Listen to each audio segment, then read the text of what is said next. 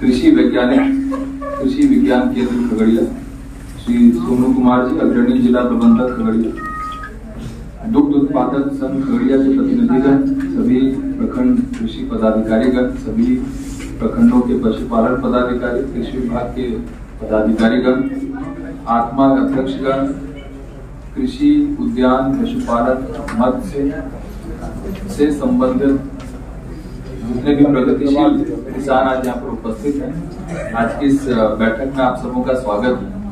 और जो पूर्व के वक्ताओं ने जिस प्रकार की बात कही उसमें मुख्य रूप से जो बताया गया कि किस प्रकार बिहार राज्य को लगभग प्रत्येक साल राष्ट्रीय स्तर पर कृषि कर्मण पुरस्कार प्राप्त होता रहा। कृषि कर्मण पुरस्कार बिहार सरकार को लगभग हर साल प्राप्त होता है और उत्पादन की क्षमता तो हम लोगों की बढ़ ही रही है।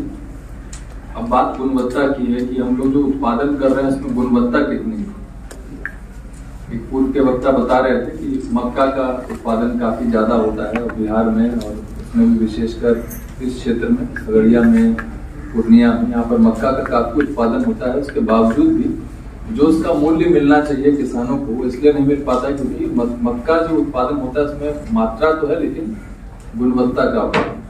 तो उसको किस प्रकार से बढ़ाया जाए इस पर चर्चा होनी चाहिए, ताकि जितना भी उत्पादन हो उसमें हमारे कृषकों को उचित मूल्य मिल सके। ये चौथा रोड मैप बनना है, इसके पूर्व 3 बार रोड मैप बनाया जा चुका है।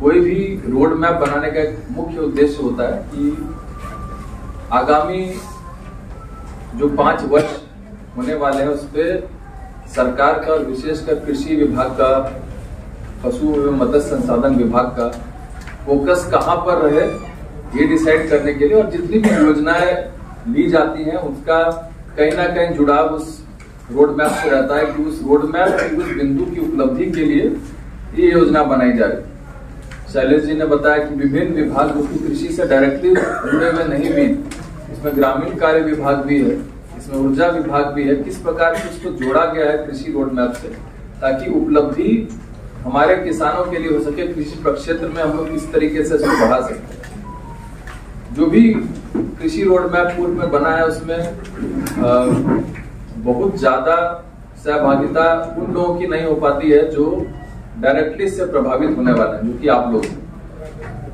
तो इस बार माननीय मुख्यमंत्री जी द्वारा समीक्षा के दौरान इस बात पे विशेष रूप से फोकस दिया गया, जोर दिया गया कि हमारे किसान क्या चाहते हैं कृषि रोड मैप में, उसका हम लोग समावेशन रोड मैप में करें। अभी रोड मैप की तैयारी चल रही है, उसका अभी सृजन हो रहा है, उसमें अलग अलग चीजों को जोड़ा जा रहा है। तो उसमें अब हम लोग चाहते हैं कि क्योंकि यहाँ पे मुख्यतः कृषि, उद्यान, मत्स्य, पशुपालन से जुड़े हुए सभी लगभग किसान का प्रतिनिधि यहाँ पर उपस्थित हैं, और क्योंकि आप प्रगतिशील किसान हैं तो आप जानते हैं कि क्या समस्या आपको रोजमर्रा के जीवन में फेस करना पड़ता है, और आपको लगता है कि अगर इस प्रकार की कोई योजना आए जिससे कि आप अपनी उत्पादन क्षमता बढ़ा सकते हैं, एक आम किसान उत्पादन अपनी क्षमता बढ़ा सकता है, तो उन सारे सुझावों का के आमंत्रण आज की इस बैठक के माध्यम से हम लोग कर रहे हैं। पटना से भी प्रतिनिधिगण आए हुए हैं जो डायरेक्टली यहाँ से जो भी बातें निकलेंगी आज की इस मीटिंग के बाद उसको सचिव कृषि के समक्ष रखेंगे और इसमें निर्णय लिया जाएगा, योजनाएं बनाई जाएंगी, गठित की जाएंगी, कुछ पुरानी योजनाओं में संशोधन किया जाएगा ताकि उसको और ज्यादा प्रभावकारी बनाया जा सके। कुछ योजनाएं जो निष्क्रिय हो चुकी हैं या जिनका की उतनी ज्यादा उपयोगिता नहीं है उसके बदले किसी उसको प्रतिस्थापित किए जाने की आवश्यकता है, तो उन योजनाओं को विलोपित करने के लिए नई योजनाओं को लाने के लिए आज की इस चर्चा का आयोजन किया गया। समय के साथ 2007 में जब इस कृषि रोड मैप की परिकल्पना की गई थी और 8 में जब इसको पहली बार लाया गया, तब से लेके अब तक में काफी अमूलचूल परिवर्तन कृषि के क्षेत्र में आ चुका है। उत्पादकता काफी ज्यादा बढ़ गई है। अब हम लोग वैसे चीजों पे भी अब प्रयास करना चाहते हैं जो ट्रेडिशनली या सामान्य तौर पर हम लोग नहीं करते थे। जैसे इस बार दलहन में बिहार का कोई बहुत ज्यादा बड़ा स्थान नहीं है। राष्ट्रीय स्तर पर अगर बात करें तो दलहन में हमारे राज्य का बहुत बड़ा शेयर नहीं। दलहन मुख्यतः आपका मध्य प्रदेश, राजस्थान, उस तरह के वो वाला बेल्ट है, वहां पर दलहन सबसे ज्यादा होता है। और हम सब जानते हैं कि दलहन एक तरीके से कैश क्रॉप है, नकदी फसल है, और कम एरिया में भी उत्पादन में ज्यादा आमदनी संबंधित किसान को हो सकती है। तो हम लोग को अब धीरे धीरे केवल गेहूं या धान से उठकर अब बाकी चीजों में थोड़ा डाइवर्सिफाई करने की आवश्यकता है। और खगड़िया में विशेषकर हम लोग इससे थोड़ा ऊपर निकल चुके हैं। हम लोग मक्का की खेती करते हैं, जो अन्य जिलों में नहीं होता है उस प्रोपोर्शन में।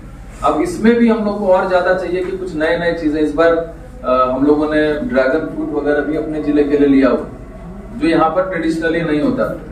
बौछारी के हमारे कुछ कृषक बंधु हैं जो सेब यहाँ पर लेकर आए हैं दूसरे राज्यों से और यहाँ पर लगाए हुए। उनका बगान में मुझे याद है कि जब वो स्टार्ट हो रहा था तो उस दिन गया था, और अभी 2-3 दिन पहले मैं वहां से गुजरा तो देखा काफी पेड़ बड़ा हो गया है।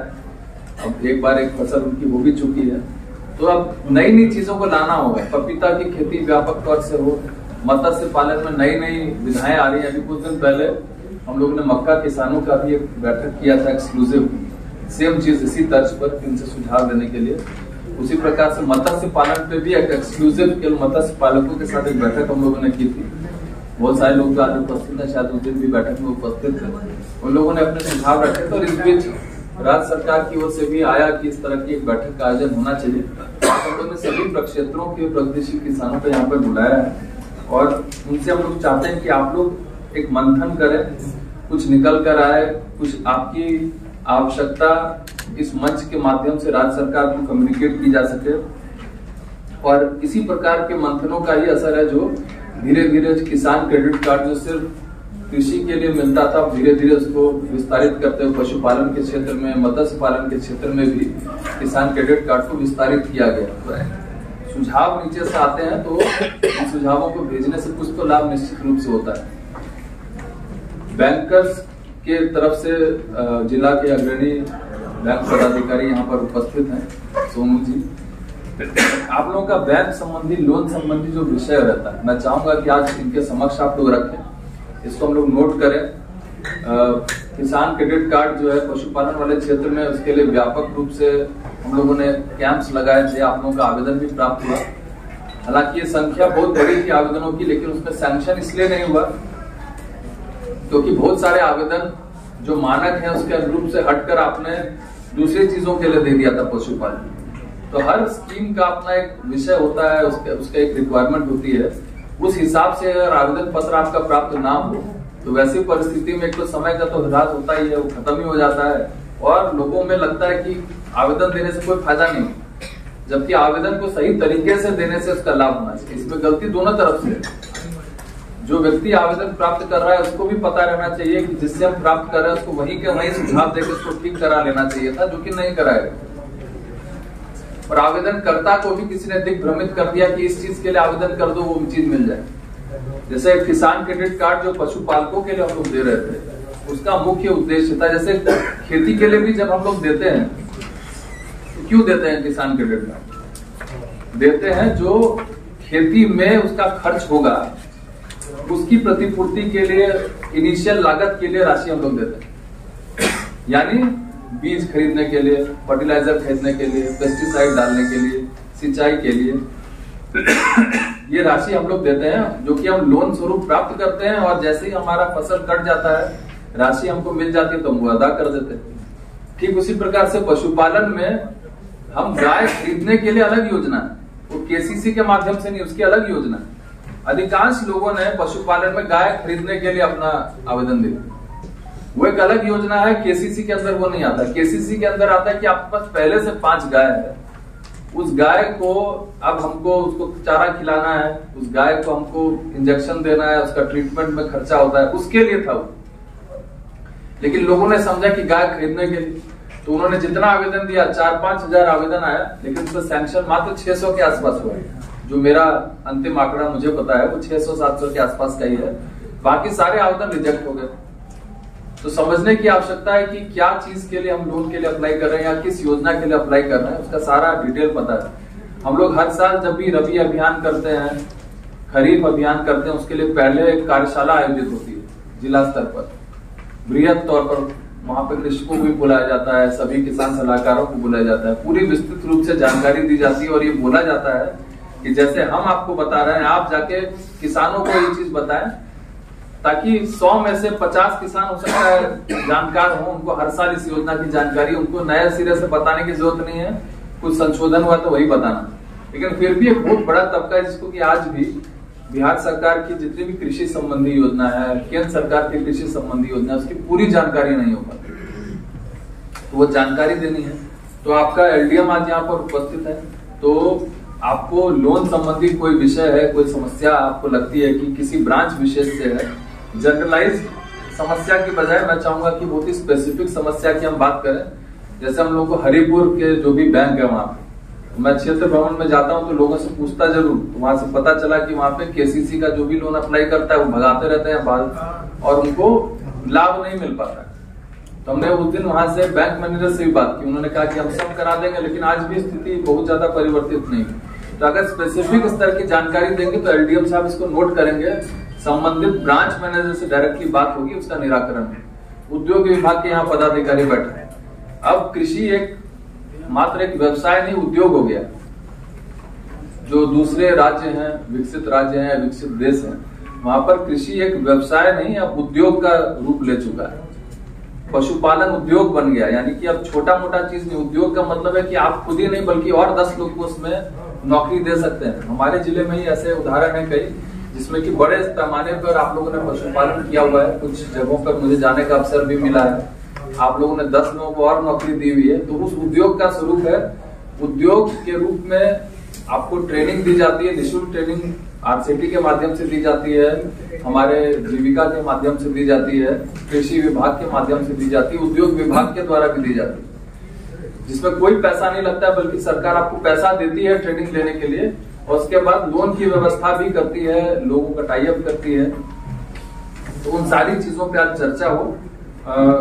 यहाँ पर किस तरीके से गुणवत्तापूर्ण खाद्यान्न का हम लोग उत्पादन करें हमारे, और इन सारी चीजों का मुख्य उद्देश्य अंतिम में राज्य का जीडीपी बढ़ाना तो अपनी तरफ है, लेकिन मुख्य उद्देश्य है वो किसान के का जो इनकम है, जिसको हम लोग दुगना करना चाहते हैं, तिगुना करना चाहते हैं, उस पे फोकस रहे।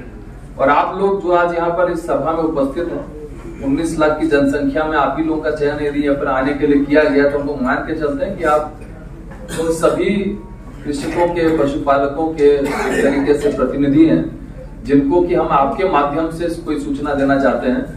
तो और आपके माध्यम से उनकी सारी समस्याएं हमारे समक्ष जो है आज इस पटल पर उपलब्ध हो जाएंगे। तो हम लोग अब किसानों का इनकम लेवल बढ़ाना चाहते हैं। कई बार चर्चा होती है कि किसानों अब किसानी करना बहुत कठिन हो गया है, लोग करना नहीं चाहते हैं, इसमें घाटा हो रहा है। लेकिन वही दूसरे किसान है जो कि इसी किसानी को करके अधिक मात्रा में न सिर्फ अपने लिए भरण पोषण कर रहे हैं, लेकिन कई लोगों का और भरण पोषण कर रहे हैं। हमारा राज्य आज भी कृषि प्रधान राज्य है, उसमें भी हमारा जिला अगर बात करें तो अभी लगभग 90% लोग जो गाँव में बसते हैं खगड़िया में, और गांव में मुख्य व्यवसाय पशुपालन और कृषि ही है। तो अगर इस राज्य को, इस खगड़िया को, हमारे देश को विकसित होना है तो किसानों का विकास अगर नहीं होगा तो संभव नहीं। कृषि पदाधिकारी भी यहाँ पर उपस्थित है। आपको खाद की निश्चित रूप से समस्या हो रही है, जो मुझे आभास हो रहा है, मुझे काफी कॉल्स आता है। तो मैं चाहूंगा कि अगर कोई स्पेसिफिक शिकायत खाद संबंधी भी हो, स्पेसिफिक मतलब बहुत ही पिन पॉइंटेड की ये खाद भंडार में ये समस्या, जनरलाइज नहीं, स्पेसिफिक, तो ये नोट भी करेंगे, उस पर कार्रवाई भी करेंगे, ताकि किसानों को उचित दर पर, उचित मूल्य पर खाद उपलब्ध हो सके। खाद का प्रयोग धीरे धीरे हमको कम भी करना है, इस पर निर्भरता को, इस पर कमी लानी है। जैविक खाद को प्रमोट करना है, उसको विकसित करना है। हमारे जिले में 2-3 एफपीओज हैं जो कि अब जैविक खाद बना रहे हैं। हम लोग चाहेंगे कि जैविक खाद का उपयोग हो, और कुछ चीजें जो है पुराने समय की वापस धीरे धीरे जो गांव देहात में होता था उसको वापस लाए जाने का प्रयास किया जा रहा है। जैविक पद्धति से खेती करने से उसकी जो गुणवत्ता है उत्पादन की वो तो अच्छी होती ही है, मिट्टी भी आपकी उर्वर बनी रहती है, जो कि धीरे धीरे पेस्टिसाइड या फिर फर्टिलाइजर यूज करने से घटता जा रहा है। मैं आपको एक आंकड़ा बताऊंगा तो आप लोग अचंभित होंगे कि पूरे देश भर में खगड़िया जिला जो है टॉप 3 जिलों में है। राज्य में पूरे देश में 500 से अधिक जिले हैं पूरे देश में। खगड़िया जिला टॉप 3 जिलों में है जहां पर सर्वाधिक खाद का उपयोग होता है। देश भर जो औसत है वो 238 के आसपास है, बिहार का औसत 300 के आसपास है, हमारे जिले का औसत 540 है। तो बिहार में तो सर्वाधिक आप नहीं, देश में भी तीसरे नंबर पे हैं, टॉप 3 में आप हैं। और कई राज्य हैं जो कि पूरी तरीके से इससे निजात पा चुके हैं। सिक्किम पूरी तरीके से उससे निजात पा चुका है, वहां पे कोई फर्टिलाइजर का यूज नहीं होता है, सारा चीज जैविक इस्तेमाल होता है। तो हम लोग को भी धीरे धीरे उस स्थिति, मैं ये नहीं कहूंगा कि रातों रात ये परिवर्तन नहीं आता है, लेकिन धीरे धीरे आप 100 इस्तेमाल करते थे तो प्रयास कीजिए इस बार 90 करें और 10 जैविक करें, फिर 80 करें, फिर 20 करें, धीरे धीरे चेंज होगा। लेकिन इसको चेंज लाने की आवश्यकता आने वाले दिनों में बहुत दिक्कत होगी। अभी जो बाहरी राज्यों में, देशों में जो लड़ाई चल रही है, उसके कारण खाद की काफी कमी हो गई थी। आपको याद होगा बीच में पोटाश वगैरह नहीं मिलने लगा था, है ना, दिक्कत हो रही थी, क्योंकि जो उसके लिए अवयव चाहिए वो जिन देशों में है वहां पर युद्ध चल रहा है। तो उसके कारण काफी ज्यादा रेट्स या तो बढ़ जाएगा या फिर किल्लत हो जाएगी। तो अगर हो सकता है कि कुछ दिनों में वो अगर देश आपको देना ही बंद कर दे तो क्या होगा, अचानक से किसान कहाँ जाएंगे। तो हम लोगों को अपने व्यवहार में परिवर्तन धीरे धीरे लाना शुरू कर देना चाहिए, ताकि हमारी उत्पादकता भी बनी रहे। और इस बार तो बाढ़ का प्रकोप उतना नहीं रहा, तो उसके कारण कई क्षेत्रों में जहाँ पर धान नहीं होता था, इस बार धान भी हुआ है, अच्छी पैदावार हुई है। मुझे अपेक्षा की आने वाले दिनों में भी अच्छी पैदावार रहे, आप सब सुखी खुशहाल रहे। और इस आज के जो इस मीटिंग का जो उद्देश्य है वो तभी पूर्ण होगा जब आपकी तरफ से सुझाव आएगा। यहाँ पे बोलने वाले तो बहुत है, लेकिन हम चाहते हैं कि इस बार आप बोलें और विभिन्न प्रक्षेत्रों के लोग बोलें, मत्स्य पालन से बोलें, डेयरी से और पशुपालन से जुड़े हुए लोग बोलें, कृषक बोलें, उद्यान विभाग से जुड़े हुए लोग बोलें। आप लोग बताइए कि आपको क्या चाहिए इस बार के कृषि रोड मैप में, या कौन सी योजना जो आपको लगती है कि बेकार है उसको हटा देना चाहिए या उसको संशोधित कर देना चाहिए, ताकि आपका वो उसमें हित हो सके। तो मैं व्यस्तता है, मैं निकलूंगा, लेकिन पटना से टीम आई हुई है, ये लोग आपको पूरी तरीके से सुनेंगे। और मेरी अपेक्षा होगी कि इस कार्यक्रम के अंत के उपरांत जो है कृषि पदाधिकारी मुझे पूरी तरीके से ब्रीफ करें कि क्या क्या सुझाव आए, ताकि उसको अच्छी तरीके से हम लोग लिखबद्ध करके विभाग को भेज सकते हैं, और विभाग के प्रतिनिधि यहाँ उपस्थित हैं, डायरेक्टली वहां से भी इंफॉर्मेशन जाएगी। इस कार्यक्रम को हम लोग बहुत लंबे समय से आयोजित कराना चाह रहे थे, काफी शॉर्ट नोटिस में कार्यक्रम का आयोजन हुआ है, लेकिन उसके बावजूद भी सब लोग यहाँ पर आए, आप सबों का आभार। और मैं चाहता हूँ कि आप लोगों के जो सुझाव हो, इम्पोर्टेंट सुझाव, हम लोग अच्छे सुझाव चाहेंगे कि आप लोगों से प्राप्त हो, और जो समस्याएं हैं उनको भी निश्चित रूप से आप बताएं। हम लोग मुख्य एजेंडा सुझाव का है, एजेंडा नंबर 2 है समस्याओं। समस्या भी लिखाइए पदाधिकारी यहाँ पर, लेकिन मुख्य है कि आप सुझाव क्या देना चाहते हैं कृषि रोड मैप के लिए, क्योंकि आप जो सुझाव देंगे और हमारे जैसे अन्य जो सुझाव देंगे, अन्य जिलों के जो कृषक हैं, जो हमारे पशुपालक हैं, उनकी तरफ से सुझाव आएंगे, उन्हीं को ही समाहित करते हुए अगला रोड मैप बने। पिछले रोड मैप में जो तृतीय रोड मैप है उसमें बहुत सारा एजेंडा अभी भी पूरी तरीके से अचीव नहीं हो पाया, तो इस वाले रोड मैप में उन सभी एजेंडा को कैरी फॉरवर्ड हम लोग करेंगे ही, उसको ऐड ही करेंगे। कुछ नई चीजें भी हम लोग लाने चाहते हैं। दलहन की बात हो रही है, किस तरीके से दलहन के विकास में हमारा जिला जो अग्रणी स्थान, हमारा राज्य अग्रणी स्थान ले सके, उसके लिए क्या किया जाना चाहिए, उस सब पे चर्चा हो, हमारे किसानों की आमदनी बढ़े और वो सब खुशहाल हो, तभी हमारा राज्य खुशहाल हो सकेगा। बहुत बहुत धन्यवाद।